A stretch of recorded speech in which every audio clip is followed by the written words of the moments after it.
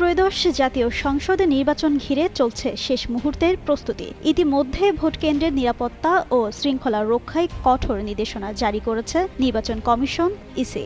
ভোটকেন্দ্রের ৪০০ গজ ব্যাসার্ধের মধ্যে প্রিসাইডিং কর্মকর্তা সহ নির্দিষ্ট ৩ শ্রেণীর কর্মকর্তা ব্যতীত অন্য কেউ মোবাইল ফোন নিয়ে প্রবেশ করতে পারবে না বলে জানানো হয়। বিষয়টি নিয়ে শুরু হয়েছে নানা প্রতিক্রিয়া। সোমবার সামাজিক যোগাযোগ মাধ্যমে পোস্ট দিয়ে প্রতিক্রিয়া জানিয়েছেন জাতীয় নাগরিক পার্টি এনসিপি দক্ষিণ অঞ্চলের মুখ্য সংগঠক ও কুমিল্লা ৪ আসনের প্রার্থী হাসনাত আব্দুল্লাহ। পোস্টে তিনি লেখেন, ভোট কেন্দ্রের ৪০০ গজের মধ্যে মোবাইল নিয়ে না যাওয়ার কোনো যুক্তি নেই। এমনটা আগে কখনো দেখেননি। এর মানে কোনো বিপদ হলেও কল করে কাউকে জানানো যাবে না।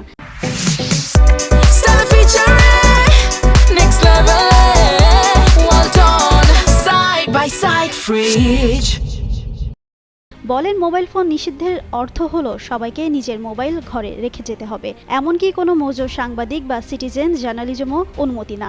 এটা স্পষ্ট ঠক্কারি সিদ্ধান্ত। ইঞ্জিনিয়ারিং বা জালিয়াতি করার ইচ্ছে থাকলেই কেবল এমন সিদ্ধান্ত নেওয়া যায়। সিসি ক্যামেরা থাকলেও তাৎক্ষণিক কোনো কাজে দিবে না উল্লেখ করে বলেন, মোবাইলের মাধ্যমে সাংবাদিকেরা যেভাবে ভূমিকা রাখতে পারবে, অনিয়ম জালিয়াতির চিত্র দেখাতে পারবে, তা ক্যামেরা পারবে না। কিন্তু দখল, ভোট চুরি ঠেকাতে ব্যক্তিগত মোবাইল ফোন কার্যকর হবে। সঙ্গে সঙ্গে ভিডিও রেকর্ড হয়ে যাবে।